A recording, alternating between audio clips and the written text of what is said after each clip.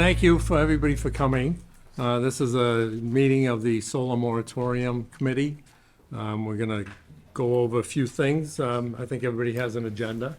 If you don't have an agenda, there's copies that are going around. Do you still have those? Over there? They're right on the corner, right here. Okay. So I'm the town administrator, Robert Fennessy, for those who don't know me yet. Permanent town administrator, at least for now, after doing 6 months as an interim. So this committee was put together in response to the two articles, well, to the solar article that was passed at annual town meeting. And I'll talk a little bit about that article. One of the goals that I want to do is have the two moratorium committees merged into one. So we're not doing this 4 times a month. We can have a little longer meetings and get through both of the moratorium articles that we're going to address. So the first thing I want to do is talk about the committee members. The full committee members, there's nine members on the committee right now. And they are Sarah Hewins, a select board member, Jennifer Bogart, a select board member, Cornelia Shea from the planning board, John Gasky from the planning board, Savvy Moore, who's on the Conservation Commission, Francis Mello, where is she? Oh, there you are. Francis Mello, who's on the Zoning Board of Appeals, Stephen Ward, Steve, agricultural community member, Bruce Mackey, one of the former chairman of the planning board, and Roger Shores is an at-large member. So those are the 9 members. In addition, Tom Bott and I are ex officio members of the committee. Tom Bott is the planner. I'm the town administrator. And we're going to utilize, Paul? and Paul Boucher is our building inspector. And I'm going to utilize other people during the process who have certain expertise, so I can give advice and guidance to the committee. Some of those would be Brian Wick, Eric Germain, Gary Flaherty, who's on our Conservation Commission, Dick Ward, and others that may come to our attention as we go through this process.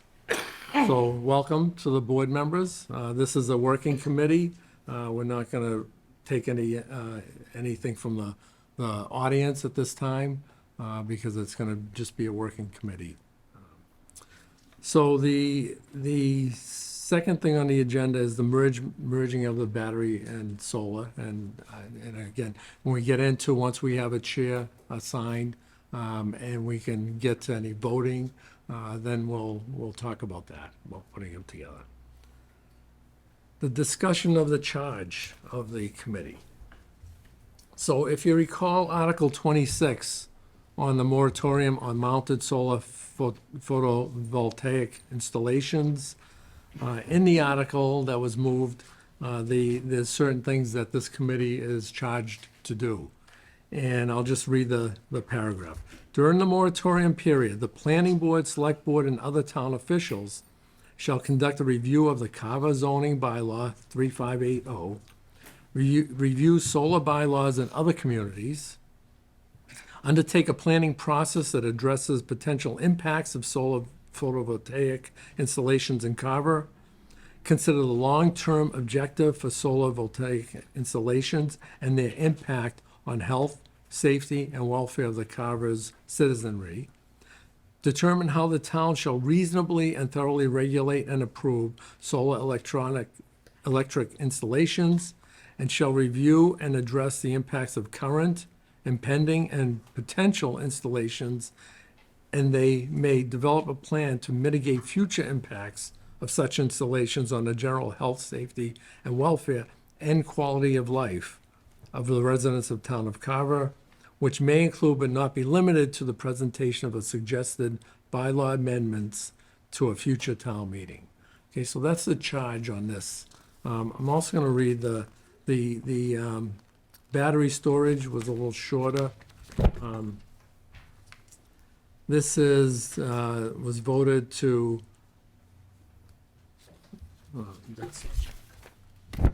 Sorry. So this passed also. During the moratorium period of the battery storage, The town shall adopt new zoning bylaws for battery storage and undertake a planning process that addresses the current and future impacts of battery storage facilities on Carver's residents, consider the long-term objectives for additional battery storage facilities in the town, and their impact on health, safety, and welfare of the town. So those are two articles that we'll be addressing throughout this process of this committee. So at this point, I'm gonna ask for an organization of the board, the committee. I'm gonna ask for a chairman to be appointed, and if you're so inclined, you may wanna make that known. So, I move that we appoint Bruce Mackey as chair. okay, so Sarah Hewens nominates Bruce Mackey. Do I have a second? Second. Do I have any other nominations? I'd like to nominate Ms. Bogart. Sat on the original solar bylaw committee. Okay, No, but I actually proposed this to the select board. And we sat on the planning board and the select board. okay, so, and did you who seconded? Did you, Joe? Okay, and any other nominations? Okay, hearing none, I'll call the roll call, and you can say either Jen or Bruce, and then we'll take a score, okay? So Sarah Hewens, Bruce. Jennifer Bogart, Jen? Cornelia Shea, Jen. John Gasky, Jen. Saving Moore, Bruce. Francis Mello, Bruce. Roger Shores, Stephen Ward, Bruce. and Bruce Mackey. Bruce. Okay, so 1, 2, 3, 4, 5, 6, 6-3. So Bruce, you're the new chair, and congratulations. And congratulations to Jen too for stepping forward. So now you can take over and ask for the vice chair. All right, any nominations for vice chair?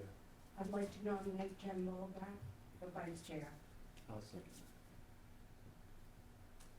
Any other people? Okay. All right. All in favor, yeah. So all in favor of Jen? Aye. Aye. Any opposed? Nope, unanimous. Okay. Okay, so I'll turn it over to you after, so we have town council here. Greg Corbo and Devin. Right.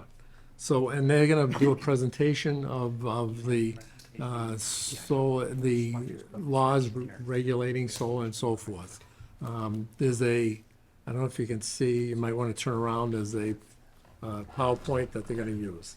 Do you have a microphone there, Greg?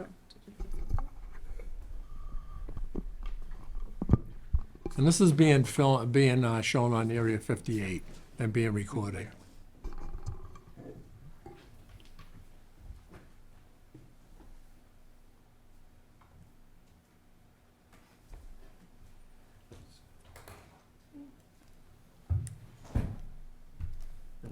Okay. Just that version, so that.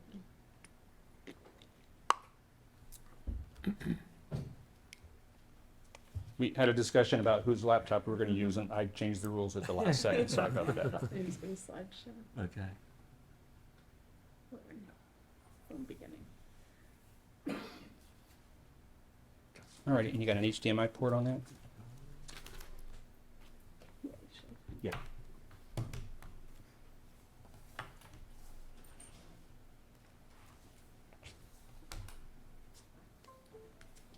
There you are.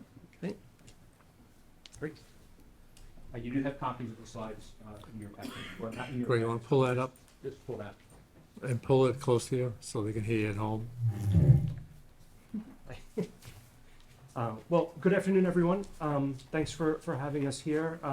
I know most of you in the room, but for those who don't know me, I'm Greg Corbo from KP Law as town counsel, and this is my colleague Devin Braun. We were asked to be here today to just walk you through some of the basics of what the ground rules are for municipalities to regulate solar and battery storage by zoning bylaw. As you will see throughout the presentation, this is an evolving area of the law. And so what we're going to do today is to just try to give you broad concepts, introduce you to what the law itself says and how that law has been interpreted recently by the Supreme Judicial Court and the Attorney General's office. And then as you get into your work, we'll be available to address any more specific proposals that you wish to bring forward. But know that because this is a very new and emergent area, that anything that we bring to town meeting and that may be approved by town meeting is going to have to be very thoroughly supported in argument and evidence that is brought to the Attorney General's office. And, despite whatever advice or opinions that we might give you, they are just that at this point, opinions, until we have, further information from the courts or the Attorney General. And so, some of this is going to be based on our interpretation of the law, which may turn out to be different in the future, but, we're going to try to guide you, to something that we reasonably believe can be upheld, both by the Attorney General and in any subsequent challenge. So our presentation is not very long.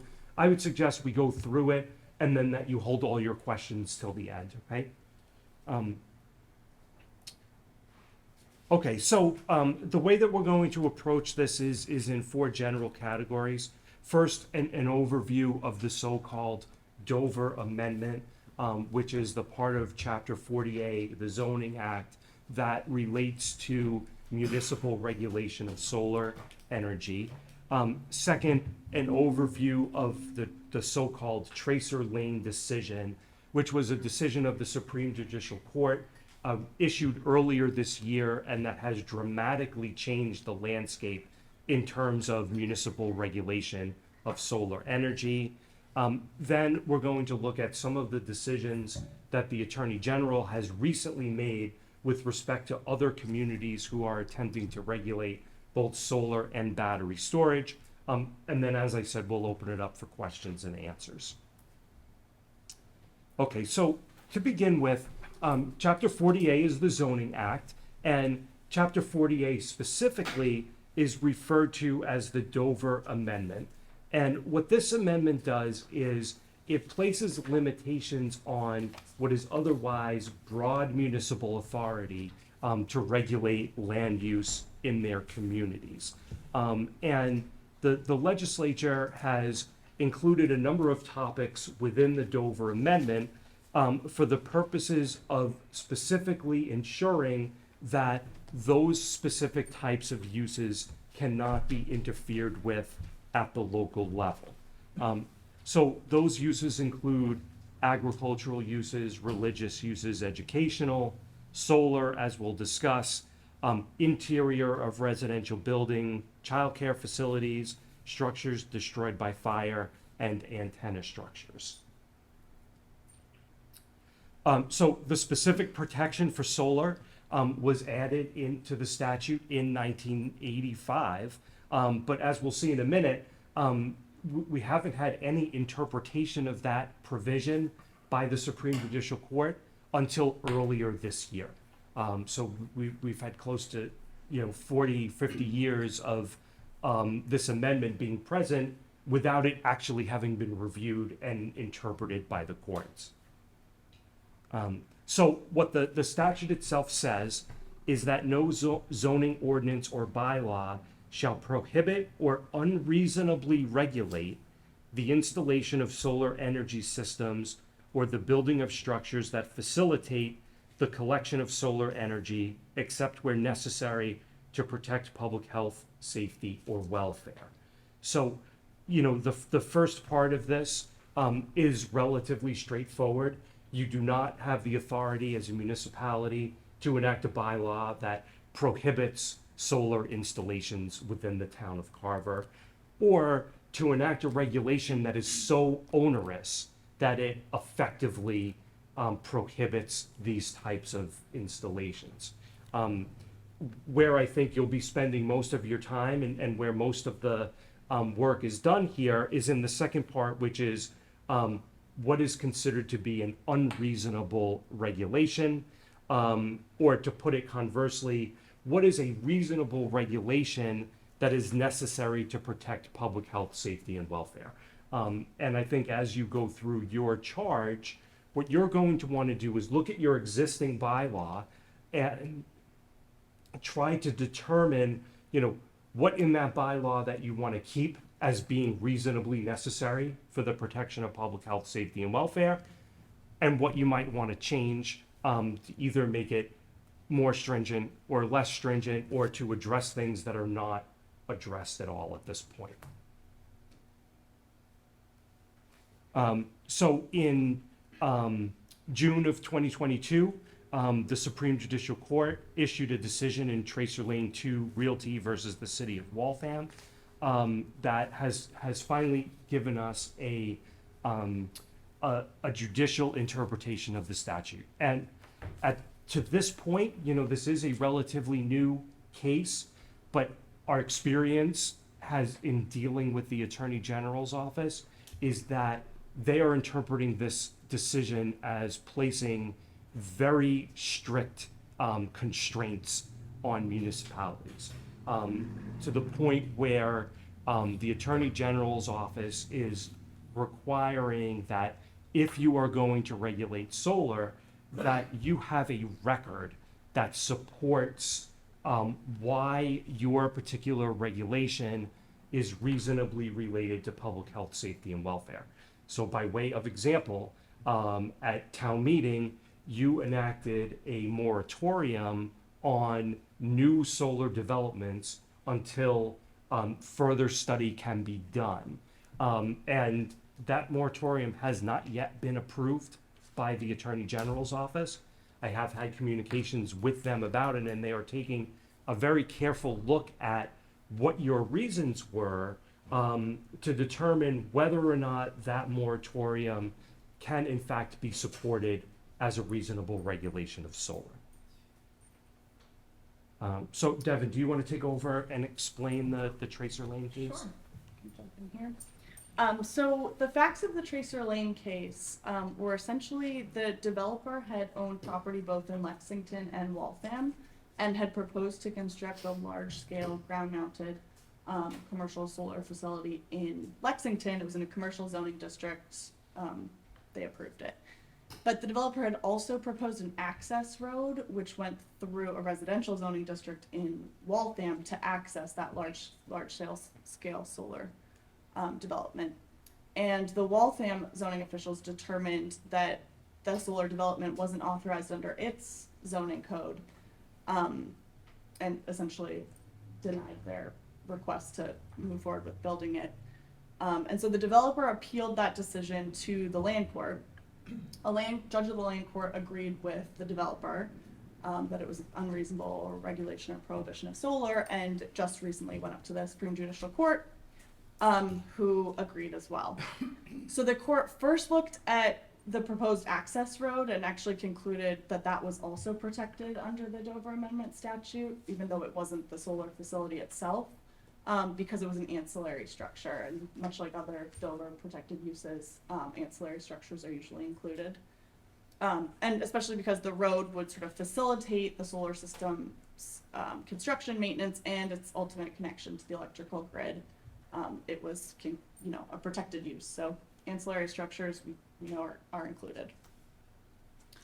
And so second, the court evaluated whether the Dover Amendment precluded Waltham's zoning decision to prohibit large-scale solar in this residential district or its incidental structures.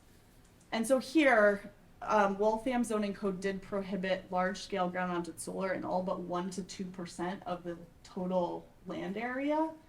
And it basically allowed it only in industrial districts only.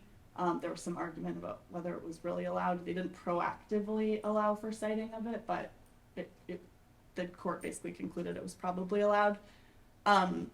They didn't seem to allow rooftop solar in any zoning district, which might have made a difference.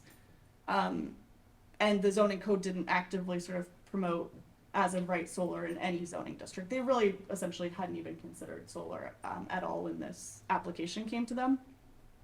But ultimately, the court concluded that allowing it at only 1 to 2% for large scale solar equated to an outright ban of these systems.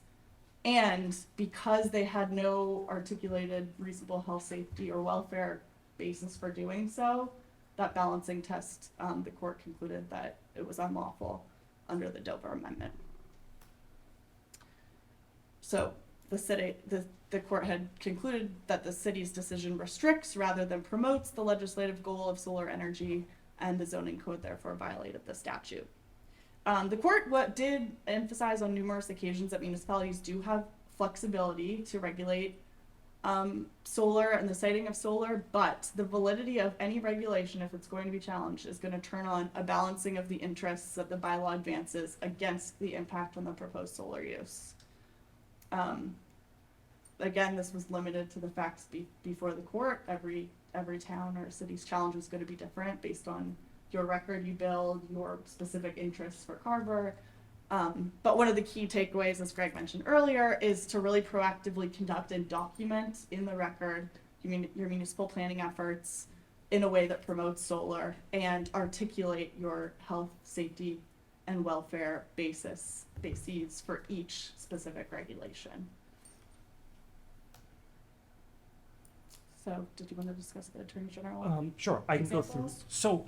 So some of the examples that we've seen come out of the Attorney General's office recently, now some of these predate the Supreme Judicial Court's decision, but I think that the Attorney General's office was looking at the land court decision and sort of reading the tea leaves and predicting what the Supreme Court would ultimately do, and they predicted it correctly. And you know, what's different about this than what we typically see with respect to either zoning or general bylaw review at the Attorney General's office is that typically both the Attorney General and the court start off with a presumption that your regulation is a valid regulation.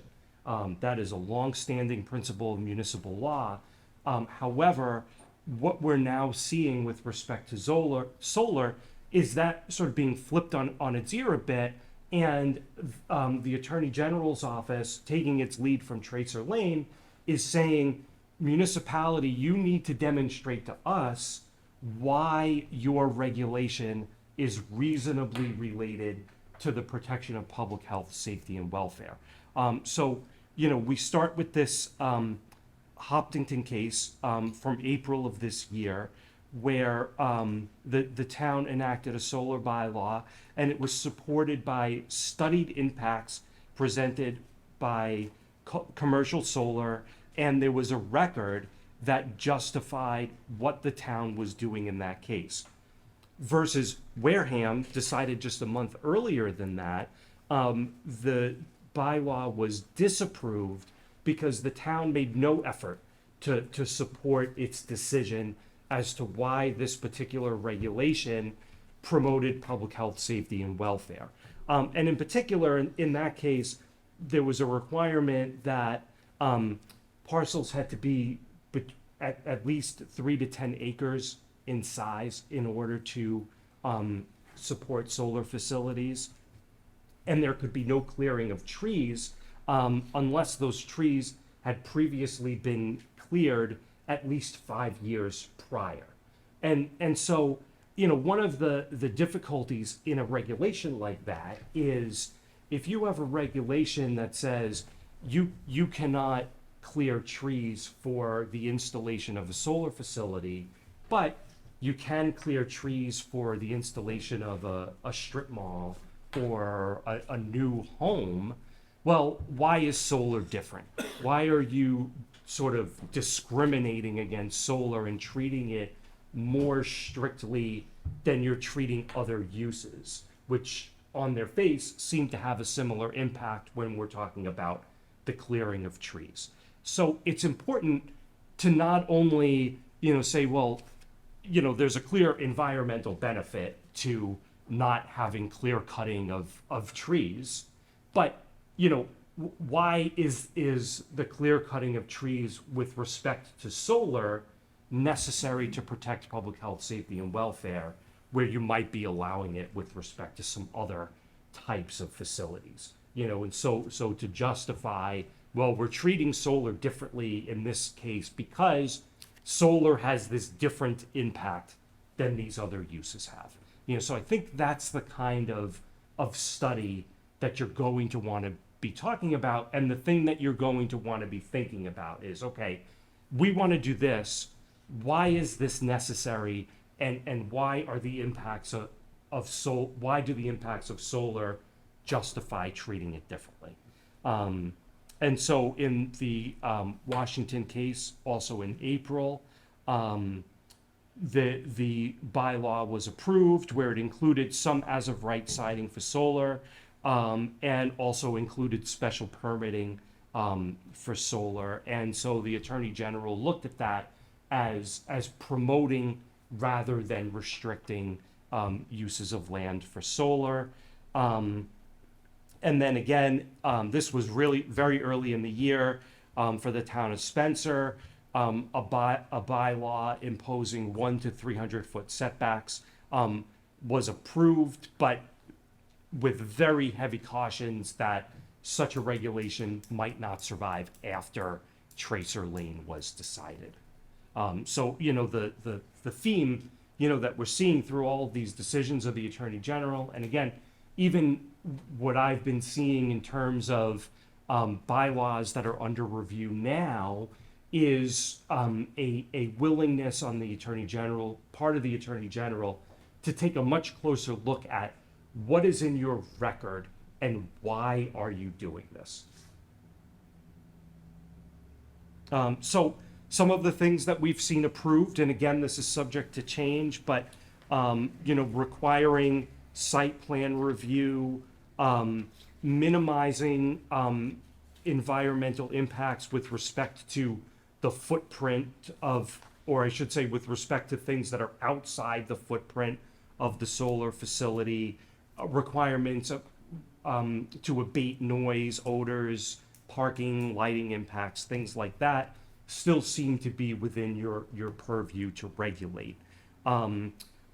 Requiring that there be, certain set-offs with respect to open space or trade-offs, minimizing soil removal, also, requiring things like decommissioning bonds so that if the use is abandoned, there are funds available to, take the solar panels down should that become necessary, provided that the amount of security you're requiring is reasonably related to the cost of that work and is not being imposed as an obstacle to putting in a solar facility.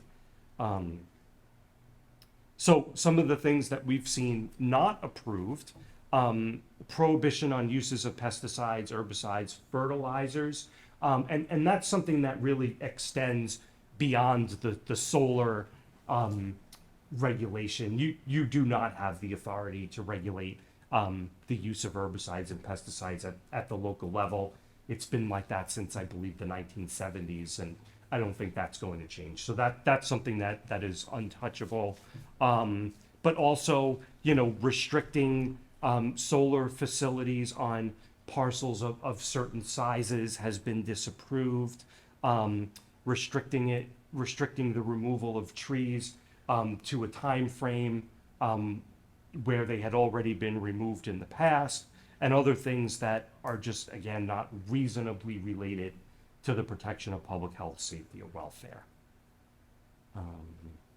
All right, so then we get into battery storage. And battery storage is a little bit of a hybrid, because many of the battery storage facilities go hand in hand with solar facilities.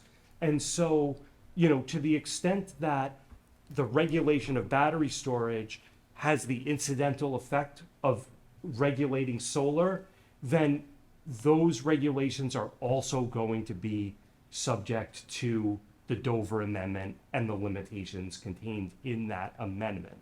But then if they're not related, then you might have a little bit more leeway, although as you'll see, there are other limitations.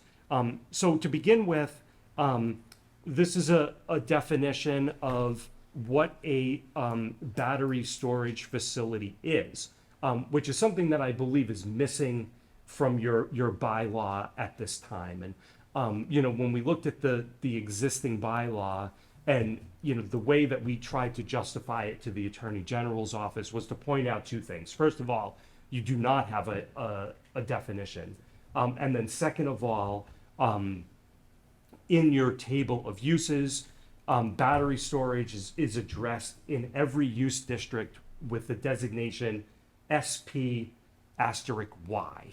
And that designation is not defined. And so it's not entirely clear whether these facilities are allowed by special permit, or they're allowed as of right, or they're allowed in some other manner. I do know that with respect to the facility that is coming in shortly, they went through the special permitting process. And, you know, but we don't know if there are others that are coming and how they will interpret that. And so that's something that, you know, you as a group are going to want to look at it very carefully and decide, okay, you know, do we want to take this already approved definition of what a battery energy storage facility is, or do we want to call it something different? And then once we decide what it is, you know, where is it going to be allowed? Where is it not going to be allowed? Where is it going to be allowed by special permit? And what other types of requirements are you going to want to impose on these types of facilities? So we did see a case from the Attorney General's office earlier in the year stating that battery storage facilities are subject to the Dover Amendment when they are related to specifically to solar energy, but not all of them are. Now, in addition to having to comply with the Dover Amendment, you are also going to have to comply with the regulations of the Energy Facility Siting Board. And under the jurisdiction of the Siting Board, this is a state board that has the authority to override any local zoning restrictions placed on certain types of energy facilities. So in order for the EFSB to have jurisdiction, it has to determine that a project would contribute to a reliable energy support with minimum impact on the environment at the lowest possible cost. This can include battery energy storage. So for a facility to be able to override local zoning, they have to meet three criteria: that they're a public service corporation, that they present or propose to present the use of land that is reasonably necessary for the public convenience, and that they require an exemption from zoning in order to construct or operate their project. Now, I believe it's called Cranberry Point, right, has an application pending before the board to obtain a zoning exemption, even though they have already gone through the special permit process. I'm not going to comment on that here. That is something that is pending before that board, and you know, we will deal with whatever decisions come out of that. But we don't want to, at least at this level, start talking about specific projects. Okay, so in a case involving the town of Montague, the Attorney General's office did approve battery storage regulations, finding that those particular regulations did not violate the Dover Amendment, where the energy storage was allowed by special permit in some of the districts to match the districts in which solar was allowed. Small scale facilities were allowed as of right as an accessory use in all districts. The regulations encouraged co-location with solar facilities, and they had requirements for pollinator-friendly plantings. So as you do your work, this Montague bylaw, probably one of the first that's out there, is one that you may want to take a look at as an example of something that's already been approved. Okay, so now venturing back into more traditional solar type facilities, there is this new concept called dual use solar. And Devin, would you like to explain that? Sure.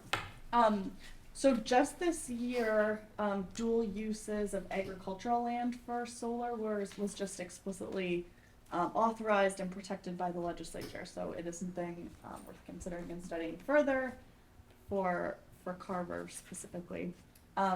And so dual use solar siting, it's also called agrivoltaics, is the practice of installing solar panels on farmland in such a manner that primary agricultural activities are maintained simultaneously.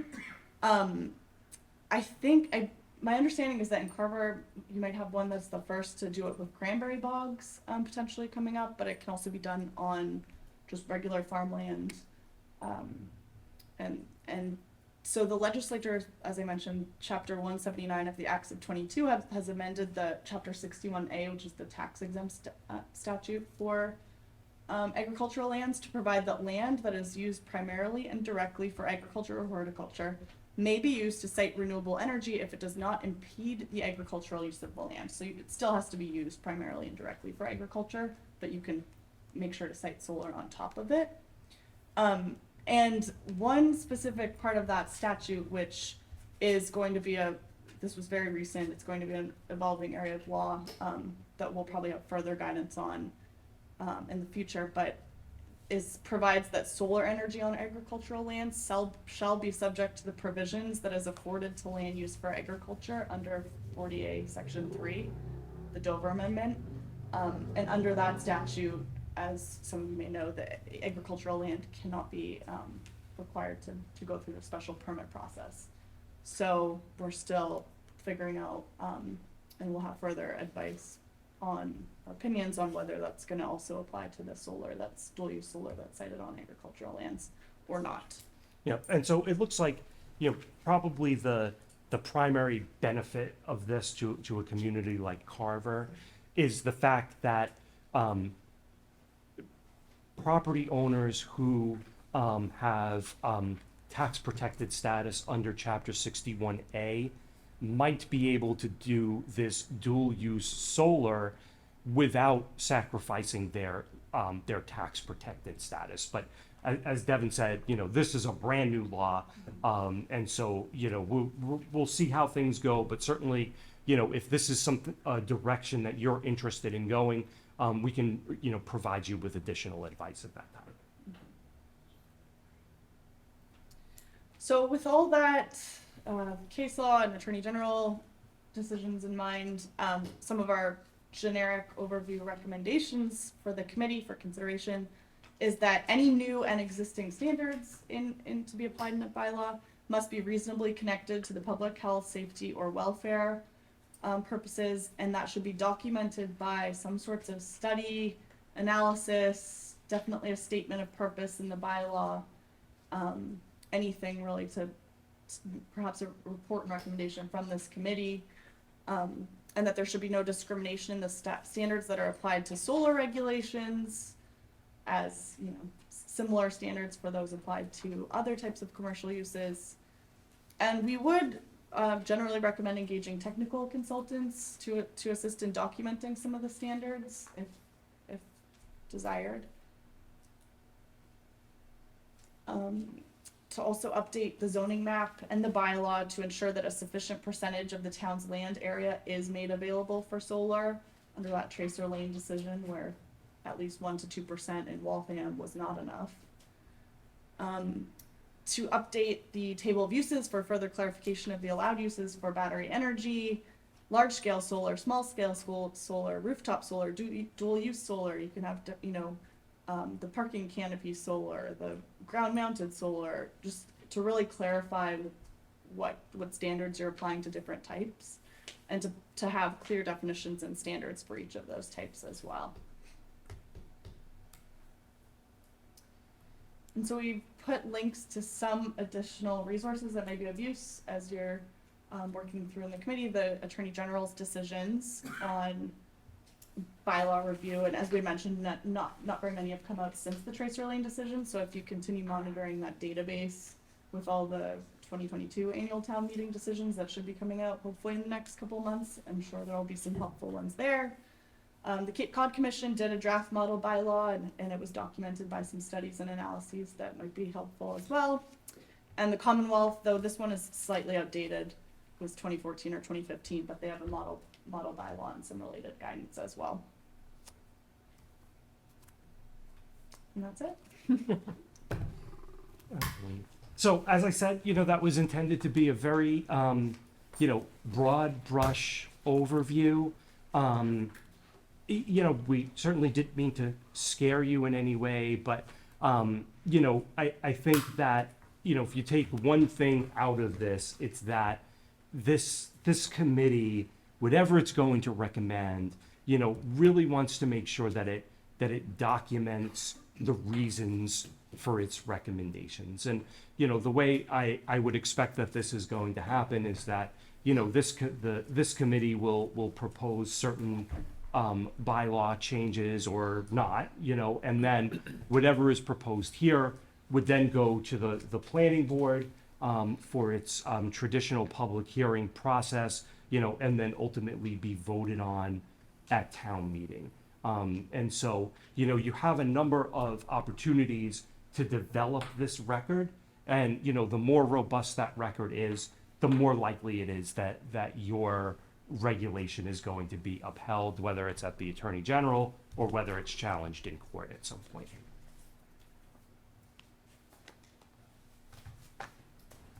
Thank you.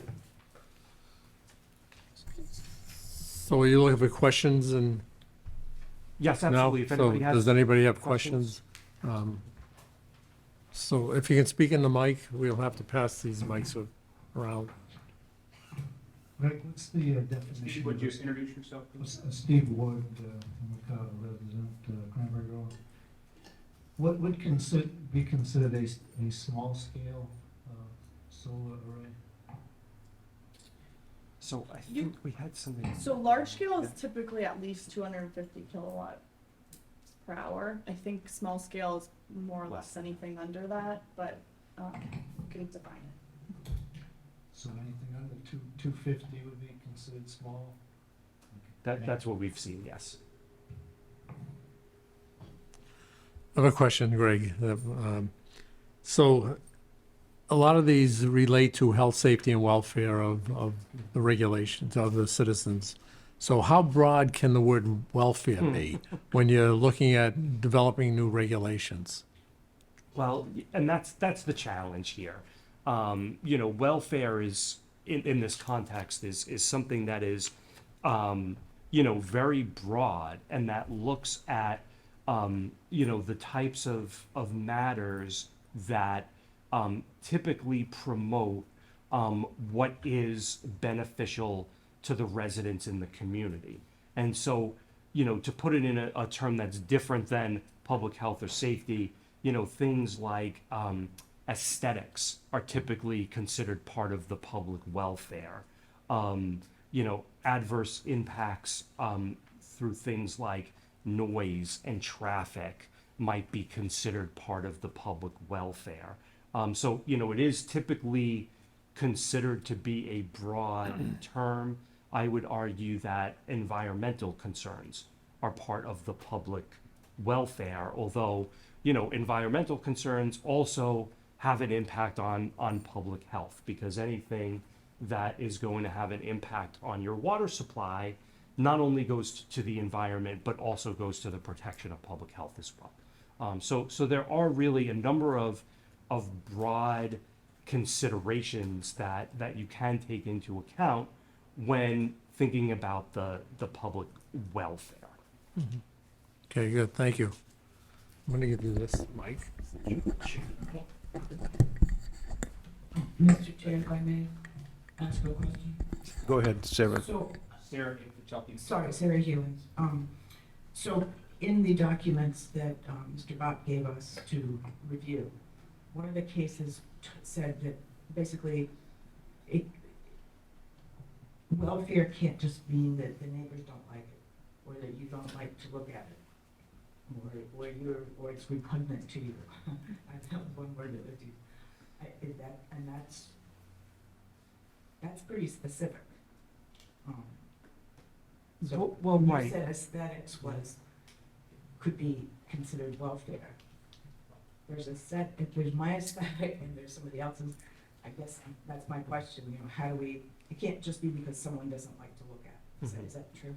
Well, that's right. And so, with some of this, right, we have to sort of look at, there are going to be subjective factors and objective factors. And so, when you're talking about something like aesthetics, yes, aesthetics is, beauty is in the eye of the beholder. But, I think you could reasonably say that, putting a large solar field in the middle of a residential development without having appropriate screening would likely be considered aesthetically displeasing to most people, right? So it's not so much that, you don't like it and this person does, but sort of how would the reasonable person view this, and how can we mitigate what those adverse impacts might be? And so, like, for example, it might be that, putting a large-scale solar facility in the middle of a residential development, would have a very different aesthetic impact than putting it in the middle of an industrial zone, right? So those are the kinds of things that you want to think about, how would a reasonable person in that position look at this? And it may not be the same for everyone, but what you want to try to do is try to come to some sort of consensus, as most people in the town of Carver would think that this was something that is beneficial to the rest of the residents.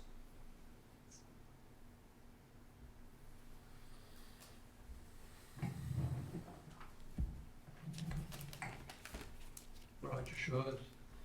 Should we be concerned about 61B? You mentioned 61A, tax relief.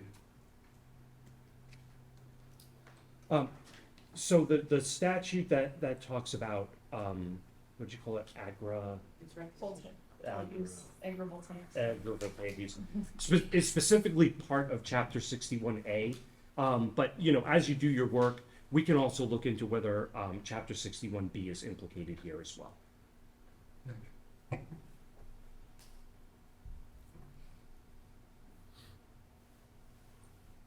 Any other questions?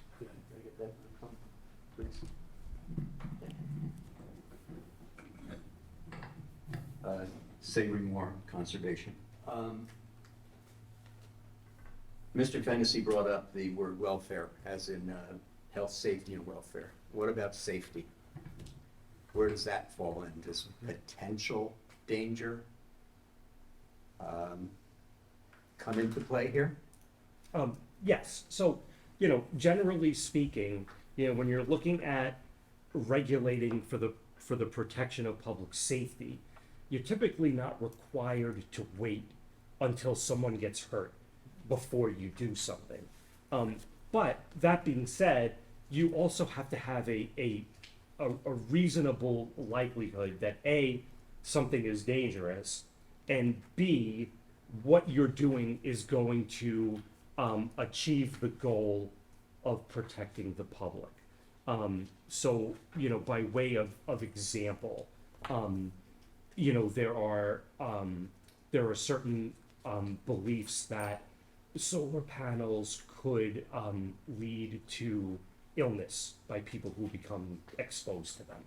And, before you were to go down the road of regulating on that basis, you would really want to have robust studies that support that contention, and then have a regulation that is related to protecting it. So let's just say that there was a study out there that said that, solar panels within, 20 feet of a residential home could make people, more at risk of cancer. So then you might say, okay, well, if the studies say that 20 feet, we're then going to have a setback of more than that, because the study would suggest that any closer than that might jeopardize public health. So you don't have to necessarily wait until someone gets sick, but at the same time, you need to make sure that contention is supported by science, and that your regulation is achieving that goal. And so it probably wouldn't, be supportable to say, well, then we're gonna just ban it outright, because some people might at some point get sick. Right, thank you. Any other questions? Seems like a lot of this is already covered in our existing bylaws, especially the solar bylaw. I know there was a lot of work done by the solar committee when we had our first solar field come to town, and we didn't have a bylaw in place for it. I know that our solar bylaw needs some tweaking, because there's a lot of areas that are hard to, difficult to define. So we've run into problems with that. But it's more with the battery storage that we really have to should look at and do some work on. We really haven't addressed that. Well, sure. And, there's certainly no need to, reinvent the wheel. The idea of the moratorium was to put a pause on and to see if changes are needed. And through the work of this committee, you may decide that we don't really need major changes. We just need some tweaks. And that's perfectly fine. Just because you're here and just because you have a moratorium doesn't necessarily mean that you need to start over again. It's the purpose of the moratorium was to just sort of put the brakes on and give you a chance to look at this thing and say, okay, these are the parts of this that have been working for us. We're going to leave those alone. These are the parts that haven't been working. We want to change those. These are some things that we think aren't adequately addressed. We want to add some things in there. It sounds about right. I have one more question, if I may, Sure. please, Savory Moore. You mentioned a lot that in welfare, et cetera, of benefits to the community. There's the potential in some of these solar and battery storage to be beneficial to a larger area than just our community. Does that come into play as well?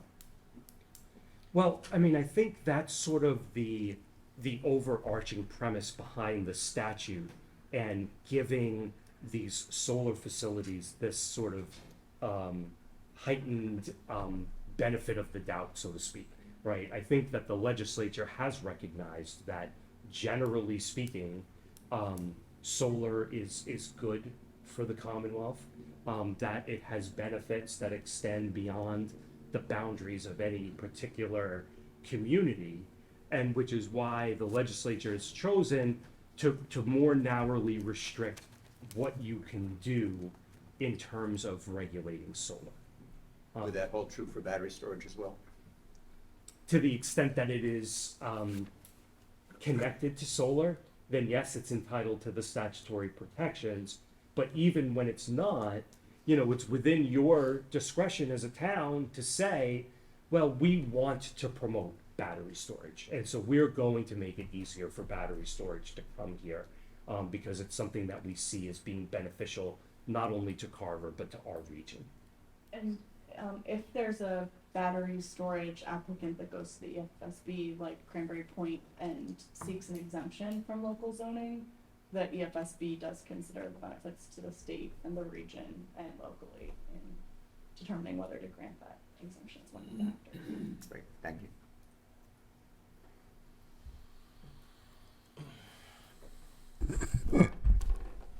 No promise not gonna go over. Cornelia Shea. My question was, under BES, it was defined as a public service corporation. What exactly is a public service corporation? That's just for the EFSB, to get an exemption, they have to be a public service corporation. And specifically, does that mean they need to generate power? No, unfortunately, the SJC had standard about it being a public service corporation. The EFSB has kind of, they have explicitly said they take that as like flexible guidance, and that are really looking at whether you're producing energy for the public, which is kind of everyone. So public service corporation is not limited to public utilities necessarily, but that's just if they apply to the FFB. And certainly with respect to, like, as I said at the very beginning, right, with respect to any particular project that's out there, you know, if the town has concerns, we can work with you on that. But we don't want to get into the particulars of that issue within this context.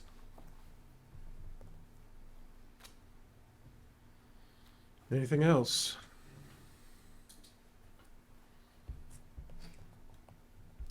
All right, I guess that wraps that up, but I guess next on the agenda was Mr. Bott had something to speak about. Yes, thank you very much.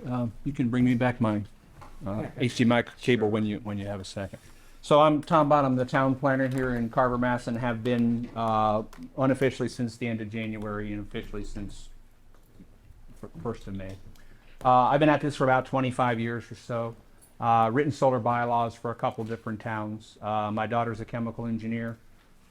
She does battery storage.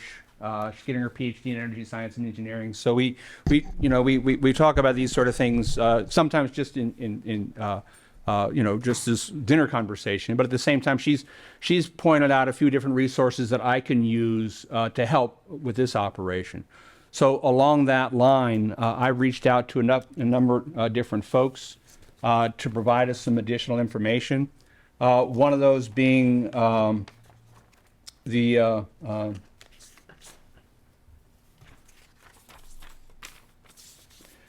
group called EPRI. They're an independent nonprofit energy research and development operation founded in 1972. About what's in the literature about safety concerns.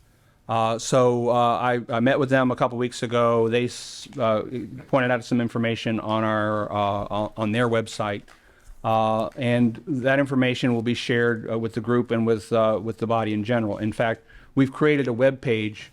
Everything that's in your book is going to be on that web page. All the other information that we'll get in, we'll post to that website as well as get directly to you folks.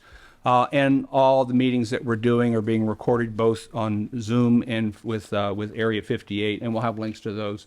So everybody's sort of in the know about what we're doing, just to keep things clear as possible for folks. I also reached out to, under public health and safety concerns, to Paul Vigno. He's the director of fire safety for the Commonwealth. We have a very good fire department here, but I wanted to reach out to an outside source, that looks at these things broadly. He referred me to a couple of organizations that I've also reached out to about providing some information. NFPA, which is the National Fire Protection Association, as well as DOER, the Department of Energy Resources. So we'll be bringing that information out to folks, to you guys as well, as far as that public health and safety concern. So as I've sort of envisioned this process, at our next meeting on the 13th, what I'd love to do is look at sort of this history of solar in Carver, what those current conditions are, where the bylaw came from, and what sort of amendments we made to it, just to give us some groundwork on where we're at now, including some questions that Jen had asked about how many of these, where are they at, and all those sort of goodies. So the staff and I have been working at putting together this information for the next meeting about the history of solar in Carver and how we got to that. Hopefully meeting 3, which would likely be towards October, we'll have those that safety, sort of health and safety sort of component to it, to bring that information to the board and to the town. And then meeting 4, once again, reaching out to folks. I've talked to Cranberry Growers Association, talked to some solar developers as well, and have some of those folks come and talk about why are people doing this?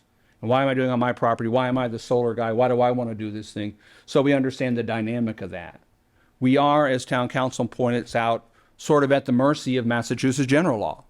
You cannot unreasonably prohibit solar. So we know we're going to have solar.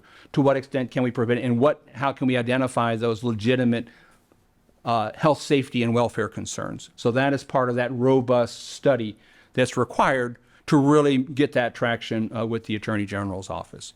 So those are the things that I've sort of started to put together, the things that I'll continue to collect. And if you've got something you want to share, shoot it to me, and we'll put that in the mix as well. But the idea behind this whole thing is not to overwhelm everybody with stuff right away, but sort of build on the knowledge base to get us to the point where, we can talk about what sort of modifications and amendments to the solar. And I think a lot of the things that sort of came up in 2020 were some tweaks to the bylaw. And, I'll let Bruce talk about those things because I've asked him if he would be kind enough to sort of talk about that history. I don't like putting anybody on the spot. So Bruce sort of indicated he'd be willing to do that. So thank you for that. So once again, just building that robust study that's required to make any changes you want to make to your bylaw and make sure they pass muster with the Attorney General. The bylaws I wrote were prior to the Tracer case. I was very surprised to find out that a road in some other town became a thing in this other town, and we had a concern about this early days in Kingston, where Plymouth wanted to do a solar development, but the access was from Kingston. We're like, we didn't say go to heck, but we said something like that, and said, if it's in Plymouth, access it from Plymouth. It got shot down at that time, but if it came back today, likely because of the Tracer case, that wouldn't have held muster. So the laws are changing. The things that I've written, the things that I've looked at before. Some are still legit. Some have been sort of shot down by recent court cases. As town council points out, it's a fairly dynamic environment we're working in. But I've got some experience with this, and I'm comfortable enough to know the things that I don't know, which is why I ask people much smarter than me to talk about things like Bruce, the folks from NFPA, town council, in order to make sure we've got a good basis of information for the decisions we're making going forward. And that's principally what I had to say today, and be happy to take any questions and any comments from people. Shoot me emails and things like that. It's much easier for me to keep track of things if you send me an email, because even if I delete them, they don't ever go away. I can find them somewhere else. So thank you all for being here. Thank you for volunteering to be on the committee. As I said, day one when I got here, zoning is sort of complex, sometimes contradictory. Certainly annoying, and the more we know about it, the more we learn about it, the more we understand why it's all those things. But it's still all those things. We just sort of understand why. So thank you. Okay, thank you, Tom. Also on the agenda tonight is the establishment of subcommittees and assignments. Just Is if that- anybody wants to do that, like. Oh, break this okay. Out into categories, but I think Tom addressed that.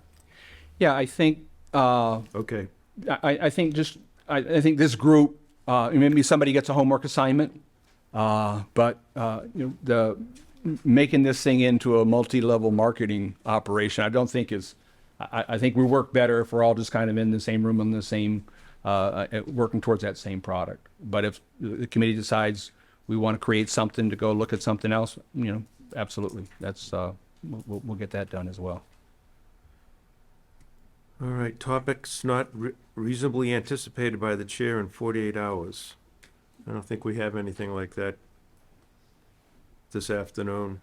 So our next meeting suggested would be September 13th at 5, right here at Meeting Room 4. I hope that works for everybody. So just one other thing, just Okay. get a sense of whether we're gonna put these two committees together as one, and get a roll call. Okay, so if somebody wants to make a Would you like- motion to. I make a motion that we Oh. merge the solar moratorium study committee with the battery energy storage systems committee. I'll second that one. So we have a motion and a second. Those in favor, say, well, we have to do roll No, call. you can just say it. Oh, say aye. Aye. Opposed? All right. All right, so, September 13th, 5 o'clock, we'll be meeting here. That was And, it. oh, okay, it says meeting room 4, okay, that's down in the basement. I don't think so. I think it's an We have a planning board meeting, 13th. Yeah, that is the planning board meeting date. That's fine, I'm just curious, I Yeah. just wanted to make sure. We can meet on my side. Yeah, no, I just want, makes life easier for me to do it all in one. Do it a different amount, too. all motion. All right, yeah, before we adjourn, I just, want to thank everybody for being here. And, thank you for making me chair.